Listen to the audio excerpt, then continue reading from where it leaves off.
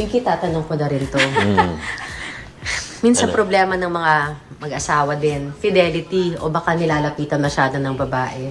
Komedyante, mayaman, gwapo, sabi mo nga. Ang babae ba problema? No, definitely not. Yeah, it's not an issue. I have developed and understand the fear of God more than anything. Yes. O, hindi naman fear of God na parusahan ako o ano. Kasi sa totoo lang, she cannot be with me 24/7. Yeah. But I know God can be with me 24/7. And I love God so much. Mahal na mahal ko ang Diyos. To the point that I don't want to do anything to hurt and offend His feelings. If ever, yun nga, parang I entertain the idea of looking at another woman in my life, yun nga, may problema ako. So he really makes boundaries. You have to have a habit of boundaries and not be guilty about it.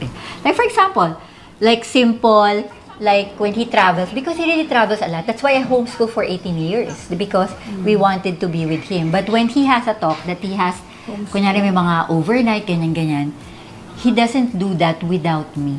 So those one of the boundaries.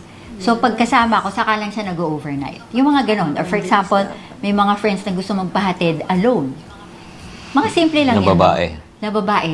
He makes sure walang choice. Kunyari, for example, he makes sure that the girl is at the back, not in front. Yung mga ganong simple lang. Simple decision of boundaries. But it also defines him in a way na, these are my triggers. So I have to make that boundary so that I won't be able to fall into temptation. So something like that. And I really trust him like 150% on that level because, yun nga. Oh, yun nga, fear of God. And number 2, fear of wife. Yun na yun. Fear of wife?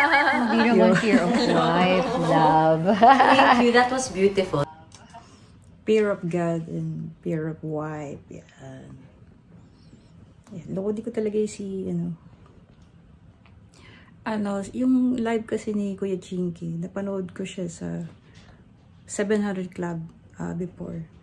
And yung story nila mag-asawa, talagang dumaan din sila sa trials. And nung walang-wala na sila, parang yun yung time na nakabenta si Kuya Chinky ng 10 units ng 10 or 12 units ng condo.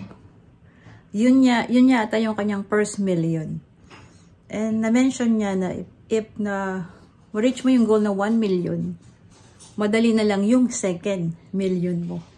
Which is totoo nga, di ba? Ngayon, millionaryo na si Sir Chinky Tan. And then, yung may sinabi ng wife niya, even in journey, trials and mistake, magkasama sila yan. Which is maganda talaga sa mag-asawa. Kahit anong mangyari, magkasama, hindi naghihiwalay, hindi nag-iiwanan. Kaya, bless yung kanilang samahan, yung kanilang team. And yan nga pala yung buong kwento, ay yung buong video ay nandun po sa channel ni Miss Bernadette Zambrano. Ayan, check na lang po yung link sa baba. Panoorin niyo po, nakakatuwa. Sobrang nakaka-bless yung kanilang mga sharing and testimony in life.